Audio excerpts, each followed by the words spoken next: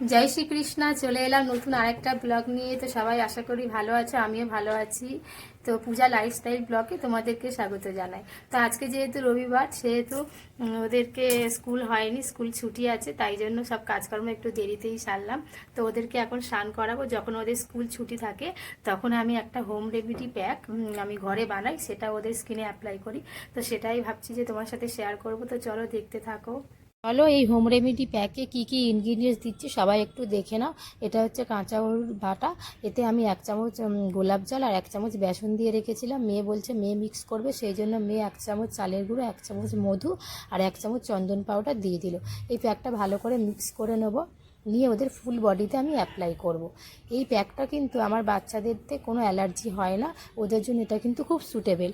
তো আমি সপ্তাহে 2 দিন ওদের ফুল বডিতে ইউজ করি স্নানের আগে। তো চলো বাচ্চাদের গায়ে এবার মাখিয়ে দেবো, স্নান মাখিয়ে দিয়ে 10 থেকে 15 মিনিট রেখে দেবো, তারপর স্নান করিয়ে দেবো। তোমার বাচ্চার জন্য যদি তুমি এটা ইউজ করতে চাও, আর যদি তোমার বাচ্চার এর মধ্যে কোনো একটা ইনগ্রিডিয়েন্টস অ্যালার্জি থেকে থাকে, তাহলে তুমি স্কিপ করবে। আর তোমরা তোমার নিজেদের ফেসেও ইউজ করতে পারো। আমি আমার নিজের ফেসেও ইউজ করে নিই। এটা ইউজ করলে খুব সুন্দর গ্লোয়িং আর স্মুথ লাগে, আর ট্যানিংটাও একটুখানি রিমুভ হয়। তো যদি প্যাকটা ভালো লেগে থাকে একটা লাইক শেয়ার কমেন্ট করো, আর যদি আমার চ্যানেলে নতুন হয়ে থাকো তাহলে একটা সাবস্ক্রাইব করে দিও। টাটা বাই বাই, সবাই ভালো থেকো, সুস্থ থেকো। ভিডিওটা দেখার জন্য ধন্যবাদ।